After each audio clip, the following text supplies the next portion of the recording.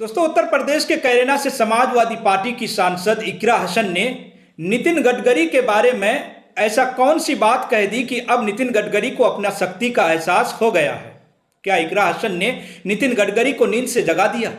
क्या नितिन गडकरी ऐसे जागे कि अब नरेंद्र मोदी के सामने ही बातें बनाने लगे? दोस्तों, भारतीय जनता पार्टी में उनकी क्या हैसियत है? इकरा हसन ने साइलेंटली प्रधानमंत्री नरेंद्र मोदी को बता दिया कि सीधी हूं लेकिन बहुत ही टेढ़ी हूं। एक को कैराना में नचाया भारतीय जनता पार्टी में, तो बाकियों को नचाना अब बाकी है।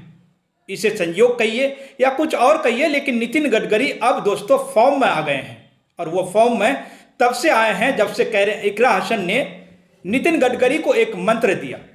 मंत्र नींद से जगाने को लेकर था। ऐसा कहा जाता है जैसे इकरा हसन ने कह रही हो कि जागो प्रभु, अपने अधिकार के लिए लड़ो। ऐसे कैसे अपनी पार्टी में नरेंद्र मोदी और अमित शाह के सामने सरेंडर कर दिए।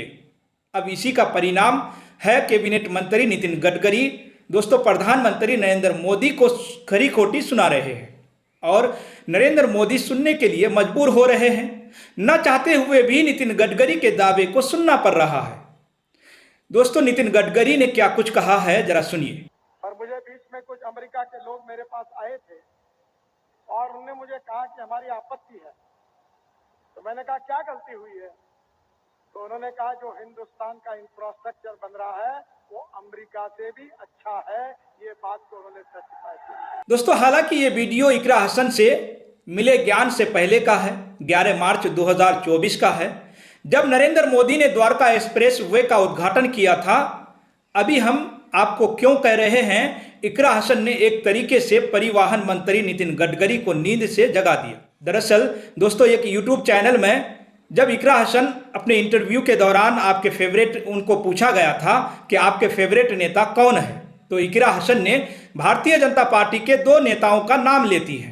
पहले नंबर पर सुषमा स्वराज, जो भारतीय जनता पार्टी में प्राइम मिनिस्टर पद की रेस में आगे चल रही थी, लेकिन प्रधानमंत्री नरेंद्र मोदी की राजनीति का शिकार हो गई। और दूसरा नाम दोस्तों इकरा हसन ने नितिन गडकरी का लेती है।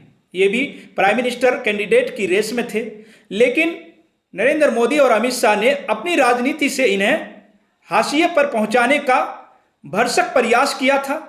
अब गौर करने वाली बात यह है दोस्तों कि इकरा हसन ने अपने फेवरेट नेता के तौर पर प्रधानमंत्री नरेंद्र मोदी का नाम क्यों नहीं लिया, जबकि इकरा हसन के जन्मदिन पर प्रधानमंत्री नरेंद्र मोदी उन्हें जन्मदिन की बधाई दी। यहां तक कि लोकसभा स्पीकर ओम बिरला की ओर से भी बधाई दी गई थी।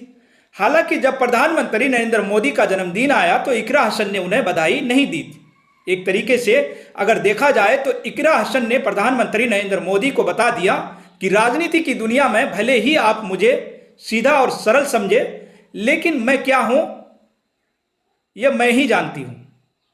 तो बहरहाल दोस्तों, तारीफ में बड़ी ताकत होती है, इससे तो प्रेरणा भी मिलती है, या फिर आप ओवर कॉन्फिडेंस का शिकार होकर धराम से नीचे गिर सकते हैं। अब यह तो मानना पड़ेगा, जब से इकरा हसन ने नितिन गडकरी को अपना फेवरेट बताया, तब से वह नरेंद्र मोदी और अमित शाह के साथ खेल रहे हैं, खिलवाड़ कर रहे हैं। अभी हम आपको क्यों कह रहे हैं दोस्तों, नव भारत टाइम में छपे इस हैंडिंग्स को पढ़िए। कौन है वह नेता जिसने दिया था पीएम पद का ऑफर?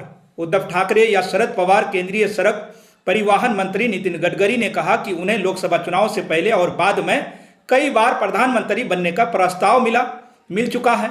नितिन गडकरी ने इंडिया टुडे कॉन्क्लेव में बयान उस समय दिया जब उनसे पूछा गया कि क्या वह अपनी उस टिप्पणी के बारे में विस्तार से बता सकते हैं, जिसमें उन्होंने कहा था कि एक विपक्षी पार्टी के नेता ने प्रधानमंत्री पद संभालने पर समर्थन की पेशकश की थी।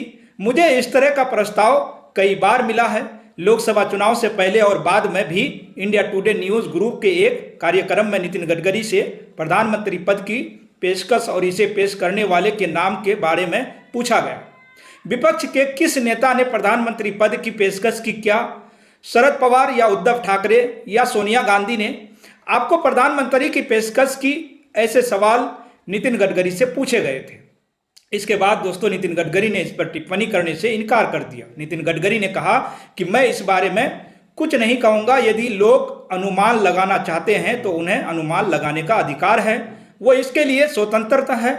उन्होंने पेशकश की, मैंने इसे अस्वीकार कर दिया। प्रधानमंत्री नरेंद्र मोदी की बढ़ती उम्र और राष्ट्रीय स्वयंसेवक संघ के साथ घटक के अच्छे संबंधों को देखते हुए।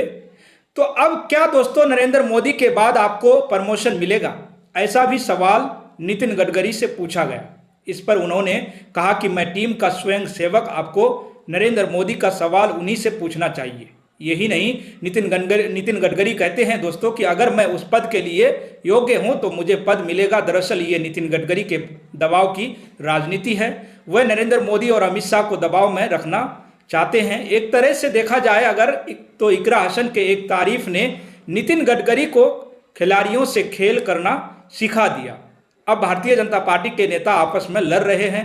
उत्तर प्रदेश में समाजवादी पार्टी के लिए आगे का रास्ता और मजबूत होगा ही, जिसमें इकरा हसन एक अहम रोल प्ले करेंगी। तो दोस्तों इस पूरे मुद्दे को लेकर आप क्या सोचते हैं, आपकी क्या राय है? आपकी दोस्तों जो भी राय हो, आप अपनी राय हमें कमेंट बॉक्स में ज़रूर लिखिएगा। और जितना हो सके दोस्तों वीडियो को ज़्यादा से ज़्यादा शेयर करें, चैनल को सब्सक्राइब करें। फिलहाल दोस्तों इस खबर में इतना ही, फिर मिलेंगे अगली खबरों के साथ। आप सभी का बहुत बहुत शुक्रिया, धन्यवाद।